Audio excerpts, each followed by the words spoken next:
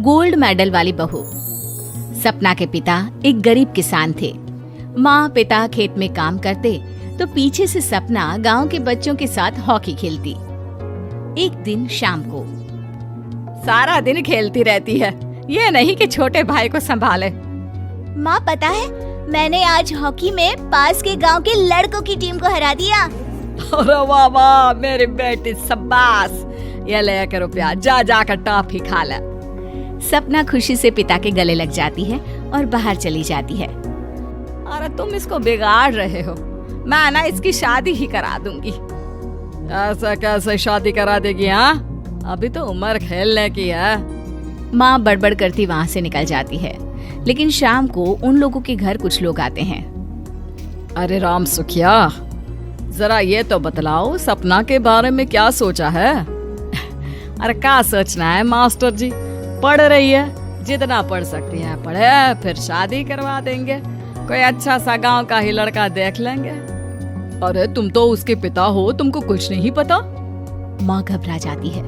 अरे का मास्टर जी, का पता नहीं, का हो गया? हम तो इनसे पहले ही बोल रहे थे कि लड़की की जात है, संभाल लो। अरे भाभी जी, आप भी ना कभी अच्छा भी सोच लिया करो। अरे सपना क्या खेलती है हॉकी, बड़े से बड़े आदमी भी नहीं जीत पाते हैं उससे।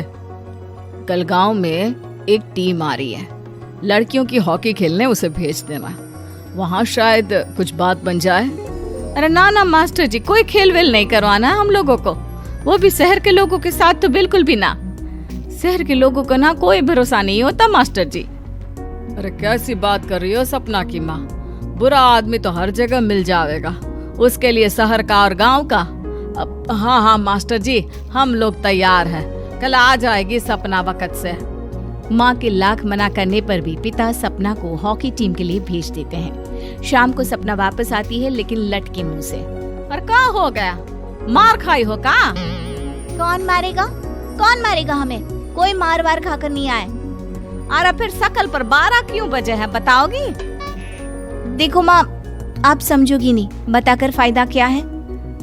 अरे बिटिया रानी, हम तो समझेंगे ना, हमें ही बता दे। सपना पापा के गले लग जाती है। पापा, मैं ना सिलेक्ट हो गई हूँ भारत की हॉकी टीम में खेलने के लिए। अरे वाह, ये तो बहुत ही खुशी की बात है मेरे बच्चे। फिर मेरी गुड़िया काहे परेशान है? पापा, मुझे दिल्ली जाना पड़ेगा आगे की प्रैक्टिस के लिए। माँ जो सारी बात सुन रही होती है, जोर से चिल्लाती है। एक पैसा नहीं है मेरे पास, समझे? कुछ नहीं दूंगी। शादी के लिए लड़का फाइनल भी कर दिया है, कल्ले का बेटा, वो शादी कर लेगा तुमसे। सपना पिता की ओर देखती है। अरे देख सपना, खेलने दिल्ली जाना है तो सिर्फ इसी शर्त पे कि आकर कल्ले से बेटे से चुपचाप शादी कर लेगी, बोल। अरे ठीक है ना, कल्ले का बेटा तो बहुत ही समझदार है, सरकारी नौकरी है उसकी, मान गया वो तो सपना शादी कर लेगी।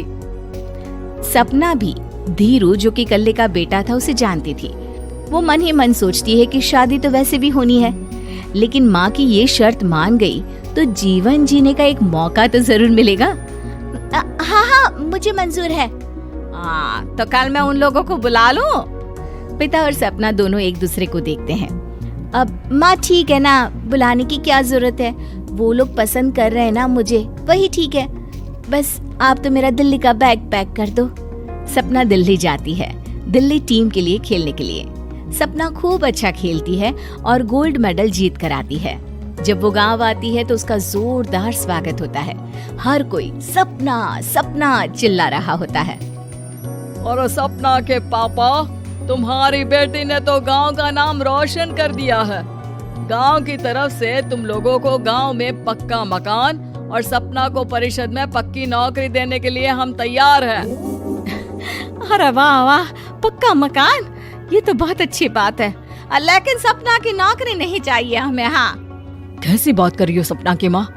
लड़की की नौकरी रहेगी तो अपने पैरों पर खड़ी रहेगी, किसी के आगे झुकने की जरूरत ना पड़ेगी। अरे चुप रहो, हम तो नौकरी ना करते हैं, पर मजाल है कि किसी के आगे झुके हो। ना ना, हमारी बेटी नौकरी नहीं करेगी। पिता लाख समझाते हैं लेकिन माँ नहीं मानती। और फिर वो दिन भी आ जाता है जब सपना को अपने कहे अनुसार लड़के से शादी भी करनी पड़ती है। ससुराल में ए बहू, तू रोज रोज सुबह कहाँ जाती है? घर का सारा काम निपटा कर कहाँ भागती है? माँ का घर तो पास ही है, वहीं निकल जाती है क्या? नहीं माँ जी, मैं हॉकी खेलने जाती हूँ, मुझे खेलना पसंद है। खेलना पसंद है? अरे कैसी बात कर रही है बहू, शादी के बाद तो कोई लड़की खेलती फेलती नहीं है, वो घर का काम काज देखती है। सपना कुछ नहीं कहती। वो एक रोज कमरे में अपनी अलमारी ठीक कर रही होती है कि तब सुनो, वो जो लटक रहा है ना, क्या बोलते हैं उसे? मेडल। सपना पति की बात सुनकर खुश हो जाती है, उनके पास जाती है। मैं सोच ही रही थी कि तुमने कभी पूछा क्यों नहीं। ये मेडल है, मैंने जीता है, पता है, हॉकी में। बड़ा मैदान, बहुत से लोग, 2 टीम और फिर शुरू होता है जुनून। पता है, लगता है जैसे बस जिंदगी यही है, खेलते रहो, भागते रहो, दौड़ते रहो और लक्ष्य को पालो। सुनो ना, मैं ना भारतीय टीम के लिए खेलना चाहती हूँ। माँ, यहाँ तो आ जरा। सपना हैरान हो जाती है कि ये क्या हो गया, पति अचानक से माँ को क्यों बुला रहा है। हाँ बेटा, क्या हो गया? काहे गला फाड़ रहे हो? माँ, ये सपना क्या कह रही है? अरे बीवी तो बोलती ही रहती है बेटा, लेकिन क्या हो गया, चिल्ला क्यों रहे हो? ऐसा क्या बोल दिया इसने? माँ ये बोल रही है कि इसको खेलना है भारतीय टीम के लिए। सपना डर जाती है। नहीं माँ जी, मैंने कहा कि मैं चाहती हूँ कि वो मैं बोला था ना, शादी के बाद कोई खेलता नहीं, घर का काम काज देखता है, लेकिन फिर भी। नहीं माँ जी, ठीक है, मैं घर का काम देखूंगी, कल से मैं खेलने भी नहीं जाऊंगी, माफ कर दीजिए। सपना पति की तरफ देखती है जो माँ की तरफ देख रहा होता है। उसे गुस्सा तो आता है, लेकिन करती भी तो क्या, सास के सामने कैसे पति की क्लास लगाती।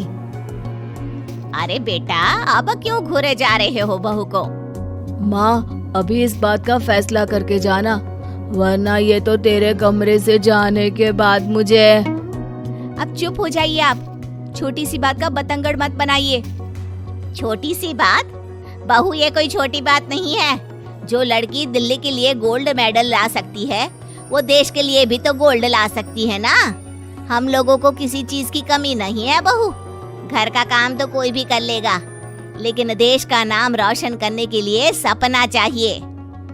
जा बहू, तेरी ट्रेनिंग का सारा इंतजाम तेरे पति ने कर दिया है, जा खेल और देश का नाम रोशन कर। सपना की आंख में आंसू आ जाते हैं। वो सोचती है कि बेटियों को मायके के साथ अगर ससुराल में भी सहयोग मिले तो ऐसा कोई काम नहीं जो वो नहीं कर सकती है।